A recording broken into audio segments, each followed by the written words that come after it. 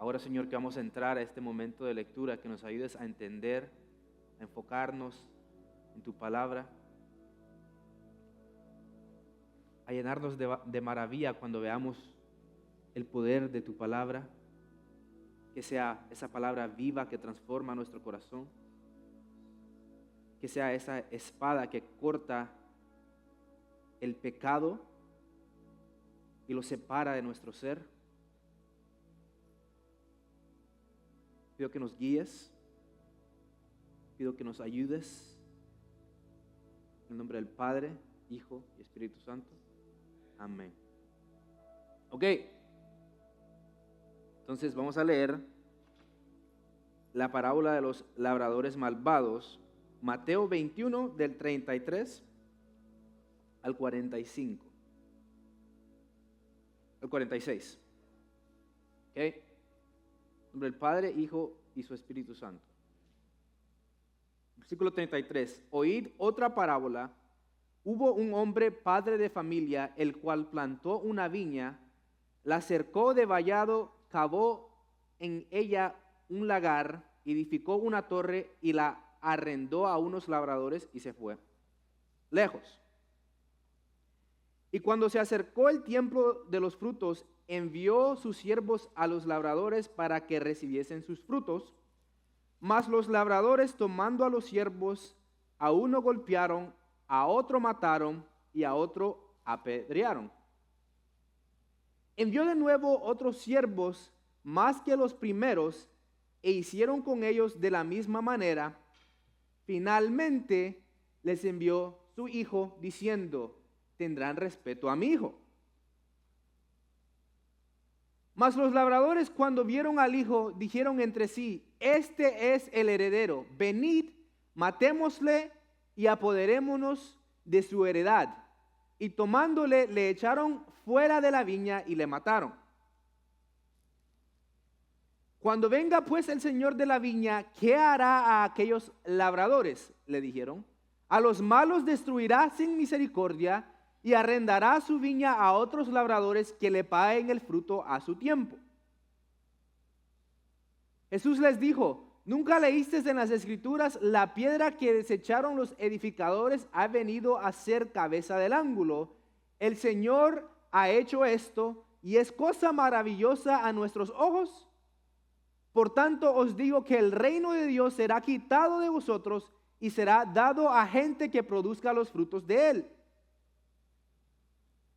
Y el que cayere sobre esta piedra será quebrantado, y sobre quien ella cayere le desmenuzará. Y oyendo sus parábolas, los principales sacerdotes y los fariseos entendieron que hablaba de ellos. Pero al buscar cómo echarle mano, temían al pueblo, porque éste le tenía por profeta. Amén. Ok, entonces veamos el contexto de la parábola. Primer versículo que leímos, versículo 33. Oíd otra parábola. Hubo un hombre padre de familia, el cual plantó una viña, la cercó de vallado, cavó en ella un lagar, edificó una torre y la arrendó a unos labradores y se fue lejos. Ok, entonces el Señor ya ahora empieza a confrontar a los fariseos usando una parábola. Que dice que el padre empieza a formar una viña.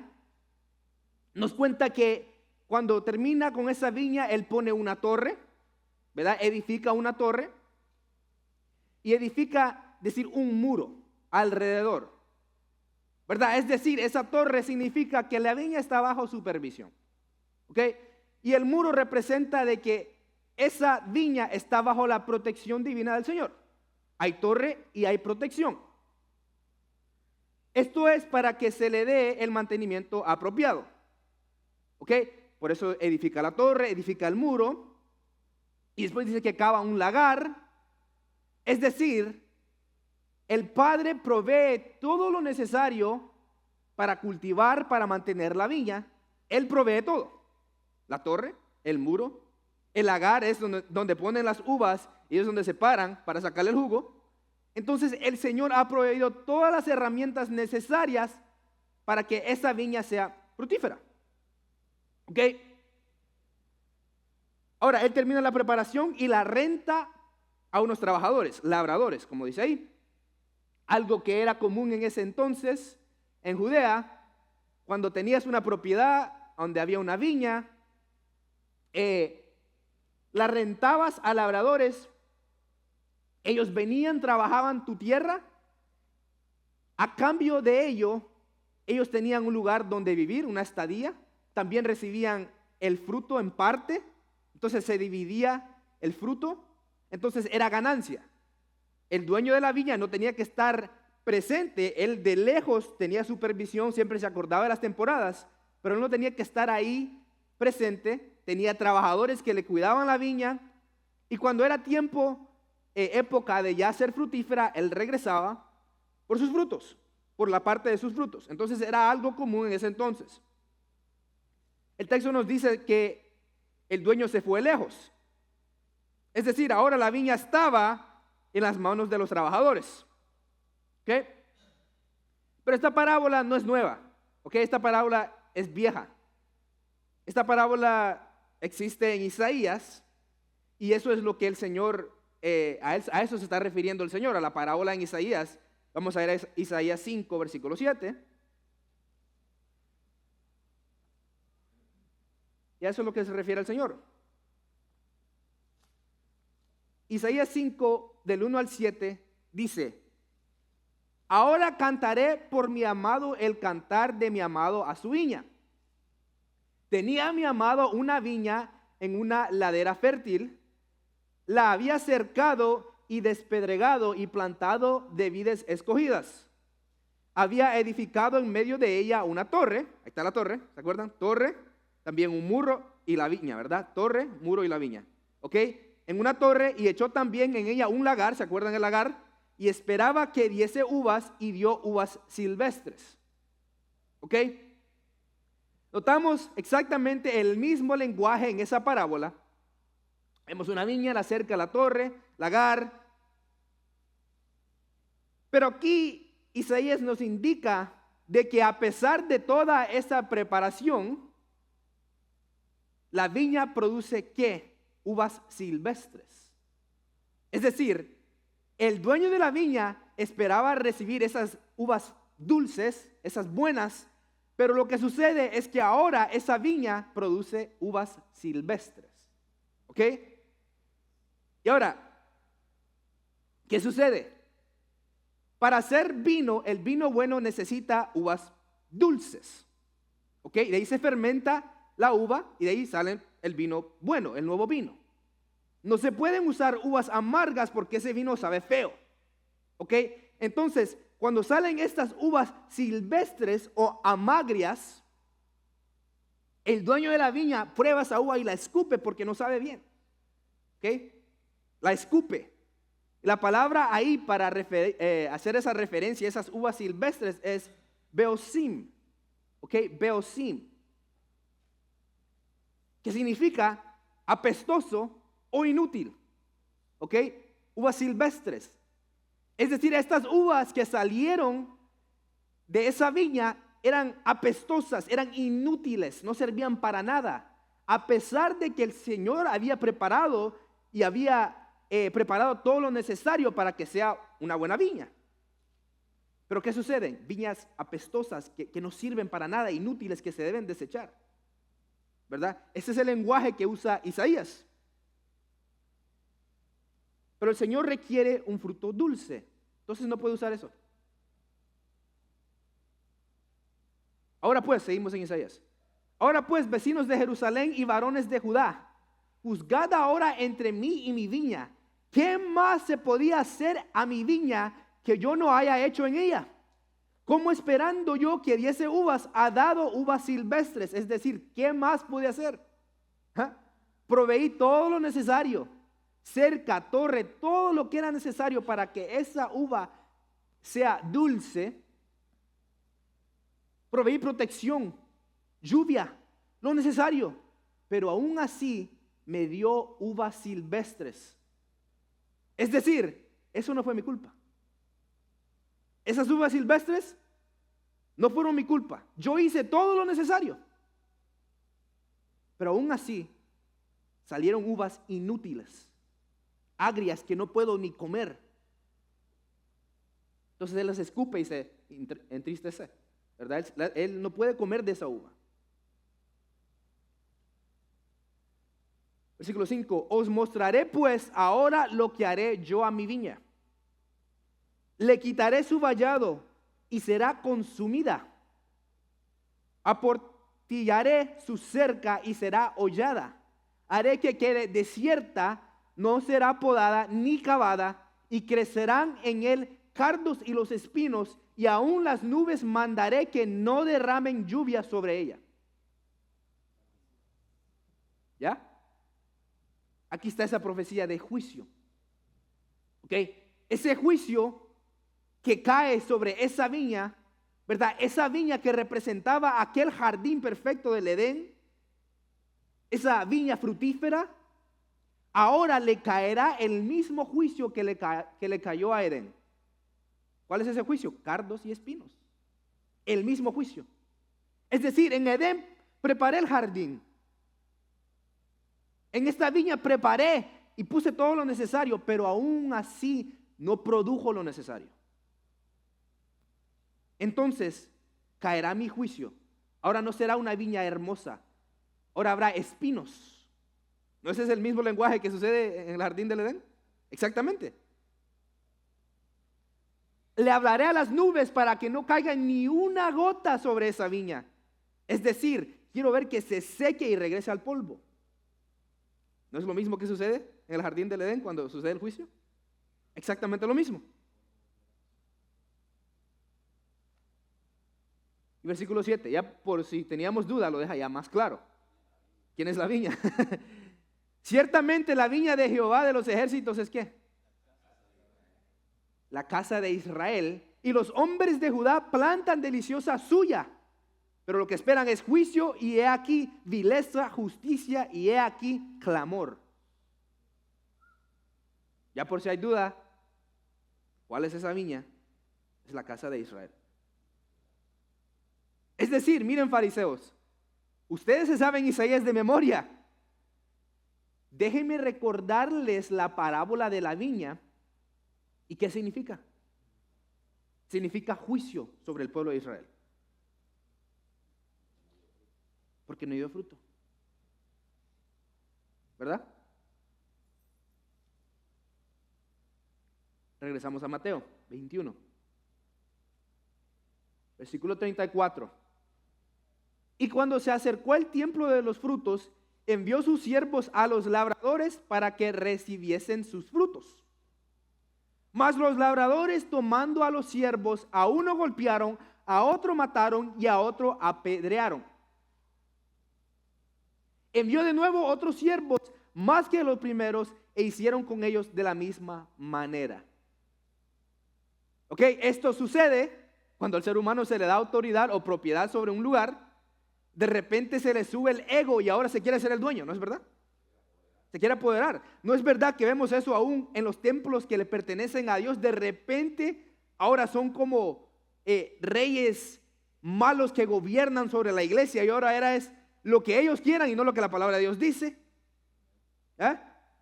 Cuando se le da un poquito de autoridad sobre algo, el ser humano se sube en su ego y su orgullo, y ahora se quiere apoderar de lo que es de Dios. Qué interesante. Ahora, los labradores representan aquí a los reyes, los sacerdotes y los maestros de Israel. ¿No son esos los labradores que deben de cuidar el pueblo de Israel, la viña? Los reyes, los sacerdotes, los maestros, los fariseos, saduceos, los escribas. Ellos están encargados de proteger esa viña, de cultivar esa viña para que dé buenos frutos. Por eso es que la palabra de Dios hace distinción entre los labradores y los siervos. ¿Ya vieron? Los labradores están en la viña, pero los siervos son los que Dios manda. Entonces, es decir, ustedes no son siervos de Dios. ¿Ok? Ustedes son aquellos labradores malvados. Los siervos de Dios son los que yo mando y ustedes matan. Los siervos de Dios son los profetas. Y los mataban. Jerusalén. ¿Ok? Ellos se quieren apoderar y disfrutar de las riquezas del pueblo y se apoderan de todos. Tan malvados era que querían robarle el reino a Dios. Su viña. Deseaban sentarse en ese trono celestial y desde ahí embriagarse con el vino. ¿Ya vieron? Idolatría. Qué feo. Por eso el Señor manda a sus siervos, los profetas. En Lucas 13, versículo 34, nos dice: Jerusalén, Jerusalén, que matas a los profetas y apedreas a los que te son enviados. ¿Cuántas veces quise juntar a tus hijos como la gallina a sus polluelos debajo de sus alas? ¿Y qué? Y no quisiste. ¿Verdad? Vemos que el Señor vez tras otra vez manda a sus siervos, manda a sus profetas y los matan. El Señor continúa demostrando su misericordia, pero el pueblo de Israel tiene un corazón asesino y no desea lo que es de Dios. Desean apoderarse del reino. Constantemente rechazan aquel llamado al arrepentimiento. Constantemente. Y por eso le viene el juicio.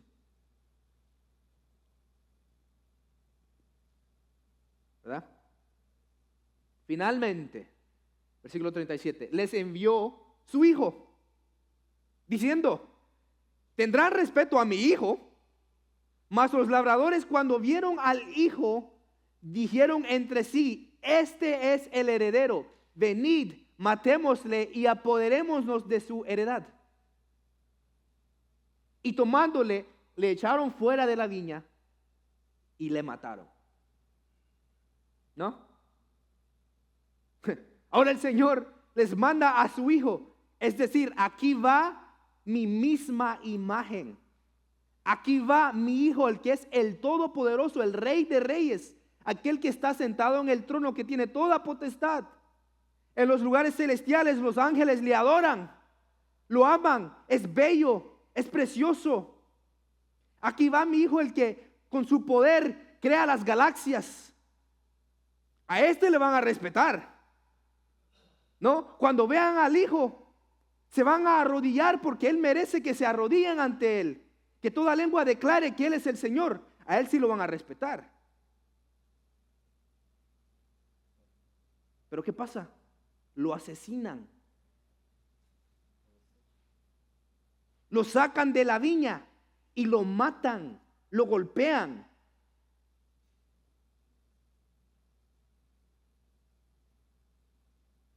Ese es el problema.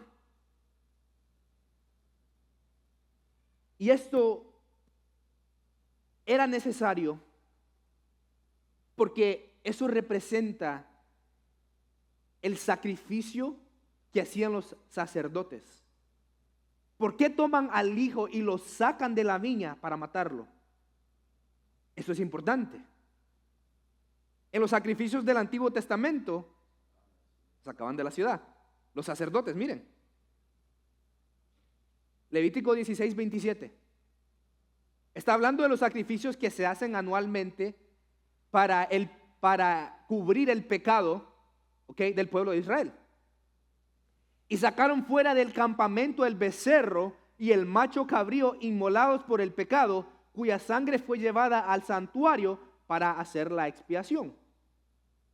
Tomaban el becerro perfecto, lo sacaban del campamento, es decir, la ciudad, así como a Cristo lo sacan de Jerusalén y ahí lo mataban. Entonces, estos labradores malvados que asesinaron al hijo, lo que ellos pensaban que era una obra malvada para su propio ego, Dios lo obra para la restauración del mundo. Ahora es el cordero perfecto, lo sacan de la ciudad, él es inmolado y ahora restaura a la humanidad. ¿Ya vieron? Entonces Dios obra aún en las cosas malvadas. Ustedes son malvados, pero yo lo tomaré para algo bueno. Y así vemos la soberanía de Dios, que Él siempre restaura, tiene un plan perfecto para todo.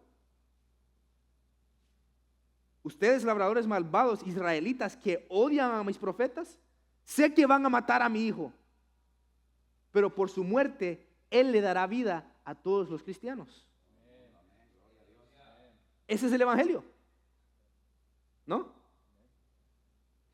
Pero aún así, cuando sacan a ese becerro, a ese cordero perfecto, fuera de la ciudad y lo empiezan a golpear esos labradores, cuando lo sacan de la viña y lo empiezan a golpear y a maltratar, lo único que vemos de ese hijo es misericordia.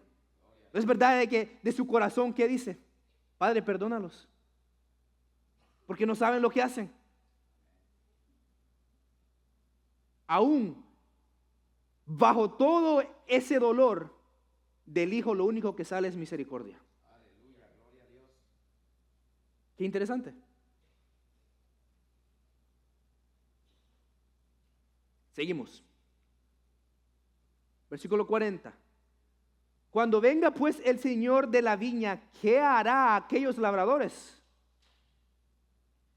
Le dijeron, a los malos destruirá sin misericordia y arrendará su viña a otros labradores que le paguen el fruto a su tiempo. Aquí vemos ya la declaración de juicio ya explícita. Ok, estos labradores, obviamente está hablando de los fariseos que están enfrente de él. Sí. ¿Ah? Y les dice, miren, su tiempo ha llegado. Ok, el padre ha dicho de que por ustedes rechazar al hijo, les caerá el juicio y sin misericordia. Ok, ya han matado a los profetas, ahora les cae el juicio porque rechazaron a mi hijo amado. Ese es el peor insulto para el padre. Maltratan a su imagen exacta, ya no hay misericordia para ustedes. No así dice Hebreos. ¿Qué pasa cuando pisotean la sangre de Cristo y al Hijo de Dios? Hay juicio. No hay salvación para esa persona. Ahora Él va a aniquilar a los labradores. ¿Ok? Este es un juicio perfecto y recto y justo. Ahora Él va a tomar esa viña y se la va a dar a otros para que ellos la cuiden y que de ahí salga el fruto necesario. ¿Sí? Versículo 42. Jesús les dijo, ¿nunca leísteis en las Escrituras? La piedra que desecharon los edificadores ha venido a ser cabeza del ángulo. El Señor ha hecho esto y es cosa maravillosa a nuestros ojos. Rechazaron a la piedra esencial. Rechazan a aquella roca angular. ¿Ok? En ese tiempo no habían arquitectos como ahora. No había el sistema computarizado que tenemos ahora. No podían ahí imaginarse una imagen bonita 3D, los arquitectos, para crear una estructura perfecta, angulada. En esos tiempos, los arquitectos primero tomaban una piedra, la piedra angular, la piedra que estaba en el ángulo, en la esquina de la casa, y esa piedra debía de ser perfecta. Esa piedra no podía tener ningún problema, ningún error, porque tenían que botarla. Debía de ser una piedra perfecta. La ponen en la esquina y toda la estructura la construían alrededor de esa piedra. Es decir, si esa piedra es rechazada y no está bien, toda la estructura se cae. No tiene fundamento. Entonces por eso menciona eso. Si no hay esa piedra esencial, todo el reino se derrumba. Y eso es exactamente lo que sucedió. Rechazaron a la piedra esencial, a la roca que es Cristo, ¿ya? Y por causa de ello, la estructura judía fue derrumbada y hecha cenizas. Se quemó y fue quebrantada por rechazar a esa piedra esencial. Versículo 43, por tanto os digo, miren, que el reino de Dios será quitado de vosotros y será dado a gente que produzca los frutos de él. Ok, entonces, ¿cómo? Esperen, no que el pueblo de Israel, por ser judíos étnicos, eran el pueblo de Dios. Pero aquí dice el texto que se les quita el reino. El reino ya no les pertenece a los judíos. ¿Sí? ¿A quién le pertenece el reino? El reino de Dios ahora se les quita y le pertenece a un pueblo nuevo. Ahora le pertenece a aquel pueblo que ha construido su fundamento sobre la roca que es Cristo. Aquel pueblo que sí honra y que sí alaba al Hijo de Dios. ¿Sí? La capital de este nuevo reino ya no es Jerusalén. La capital es celestial. La nueva Jerusalén. Ahora hay un pueblo nuevo. Este reino somos nosotros, la iglesia. Y ahora disfrutamos de todas las promesas celestiales. Las promesas celestiales se nos han entregado a nosotros y esa viña es la iglesia, la cual Dios cuida, protege y ama. Nosotros somos esos labradores que debemos de tomar y dar frutos. Ahora nosotros estamos bajo el cuidado de Dios. Ahora nosotros estamos bajo esa torre que es Jehová, la iglesia. Él es el que nos observa desde su trono y nos cuida. ¿No dice el texto de que nada podrá vencer la iglesia? Ni el Hades, ni el infierno. No. La iglesia ahora es esa viña y sí dará fruto. Uh-huh.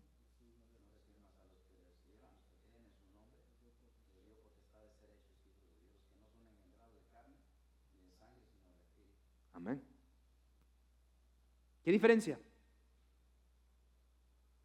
De un reino que existía solo en Jerusalén e Israel a un reino galaxial que existe en todo. El lugar celestial es un lugar material en todo el mundo por medio de su iglesia. Es decir, ese reino ahora no solo es físico, es espiritual. La iglesia es un cuerpo espiritual, pero también un cuerpo físico. Este reino sobrepasa lo material y ahora es supernatural. Nuestro rey es Dios, nuestro sacerdote es Cristo y el Cordero es el Hijo. Ya no es Israel. Ahora, este nuevo pueblo consiste ¿de qué? De gentiles y judíos, como nos dice Gálatas. Un solo pueblo unidos en el cuerpo de Cristo. Amén. Amén. ¿Qué piensan?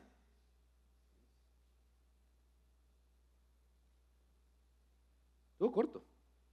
8:15, faltan 15 minutos. Pero sí, esta parte de este capítulo es para reafirmar lo que ya venía diciendo ese mismo capítulo. Ahora ya el Señor ya se los dice claramente, explícito. Y es que desde el Antiguo Testamento, Dios Jehová, los ejércitos, venía tratando con su pueblo Israel, con profetas, con reyes, con patriarcas, queriendo, ¿verdad?, que el pueblo reaccionara, ¿verdad?, que el pueblo volviera a él, porque el pueblo era muy dado al pecado, ¿verdad? Entonces el pueblo era hostil, siempre quería hacer lo malo. Entonces el Señor venía, y desde el Antiguo Testamento hasta llegar al Nuevo Testamento, el Señor sigue trabajando, ¿verdad? ¿Qué hicieron con Juan el Bautista, ¿verdad? Juan el Bautista fue el último de los profetas, ¿verdad?, del Antiguo Testamento. Decapitado. Lo decapitaron, ¿verdad?, por decir la verdad. Entonces por eso él dice, mandaré, dice, a mis siervos, ¿verdad? Y ellos van a cobrar y van a hablarles. Dice que vinieron, ¿verdad?, los siervos y los mataron. Sí, volvió a mandar a otros y los volvieron a matar. Dice, finalmente, pues voy a mandar a mí, lo van a tener respeto. Y entonces, ¿qué hicieron con Jesús? Exactamente,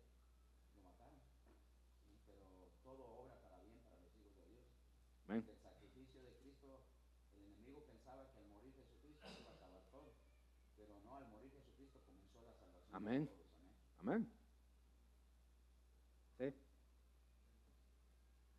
Por eso Pablo ya nos recuerda, ¿verdad? En Romanos capítulo 2, y nos dice en el versículo 28 del capítulo 2, pues no es el judío el que lo es exteriormente, ni es la circuncisión la que se hace exteriormente en la carne, versículo 29, sino que es el judío el que lo es en lo interior, y la circuncisión la del corazón en espíritu, no en letra.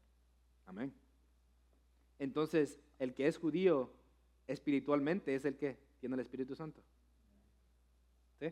No es el que lo es exteriormente. Exacto. Lo confirma Pablo. Pablo. Y claro, con eso no estamos diciendo que Dios va a desechar a Israel. No. Todo aquel que venga a Él lo recibe. Amén. Todo aquel que se arrepienta, gloria a Dios. Judío como gentil. Sí, y ahorita, como lo estábamos diciendo en la otra clase, ¿verdad? Ahorita hay un avivamiento grande en el Oriente, ¿verdad? Muchos judíos se están convirtiendo al Mesías. Amén. Se están convirtiendo al cristianismo, Amén. aceptando a Jesús como el Mesías. Sí. ¿Más comentarios o preguntas? La pregunta es que sí entendían los fariseos lo que estaban diciendo Jesús en la parábola. Sí. Se lo dice después claramente. Inmediatamente dice que ellos entendieron que estaba hablando acerca de ellos. Así dice la parábola. Que después dice, sí, entendieron de que estaba hablando de ellos. Claro. Claro que entendieron, por eso, porque ahí al final dice, y ellos sabían que estaba hablando de ellos. Sí. No podían abrir sus ojos de verlo crucificado, ¿no? Sí. Amén. 8:20. Ok. Vamos a hacer un repaso.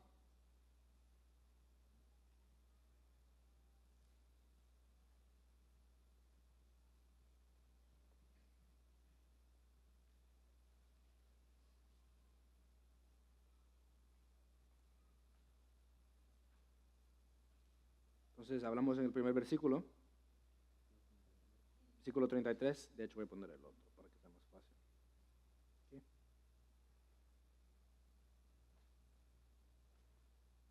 Versículo 33. Oír la parábola, hubo un hombre padre de familia, el cual plantó una viña, la cercó de vallado, cavó en ella un lugar, edificó una torre y la arrendó a unos labradores y se fue lejos. Ahí leímos siguiente versículo. Y cuando se acercó el tiempo de los frutos, envió su siervo a los labradores para que recibiesen sus frutos. Mas los labradores, tomando a los siervos, a uno golpearon y a otro mataron y a otro apedrearon. Ok, pero ¿qué dijimos acerca de esta? ¿Qué representaba la torre y esa cerca? Y se cercó, ¿verdad? De vallado. Protección del Señor. Su cuidado. Dijimos que Él proveyó todo lo necesario para que esa viña sea fructífera. Para que Él hizo perfecto, su obra fue perfecta. ¿Ok? ¿Pero qué sucedió? Que cuando Él envía a sus siervos a los labradores para que recibiesen los frutos, lo matan. ¿Quiénes son los labradores?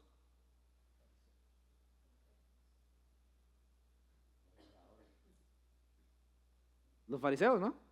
Los fariseos, los líderes religiosos, los reyes, los sacerdotes, los escribas, los que estaban encargados de cuidar, los saduceos.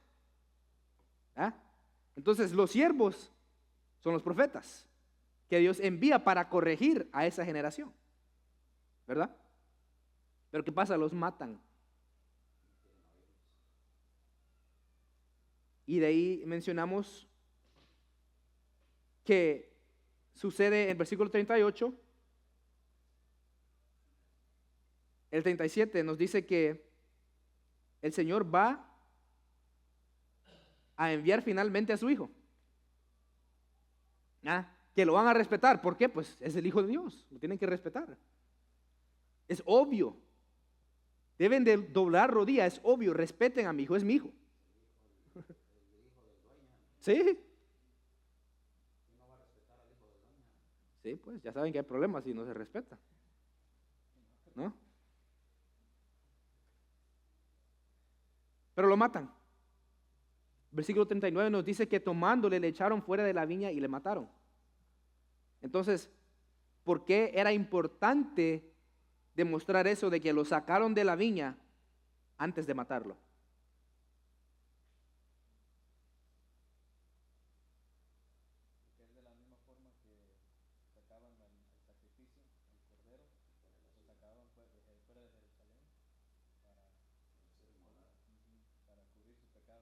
Amén. Tipología. Ujú. Amén. Por ser el Cordero perfecto. Entonces, versículo 40, cuando venga pues el Señor de la viña, ¿qué hará a aquellos labradores? Le dijeron, a los malos destruirás sin misericordia y arrendarás tu viña a otros labradores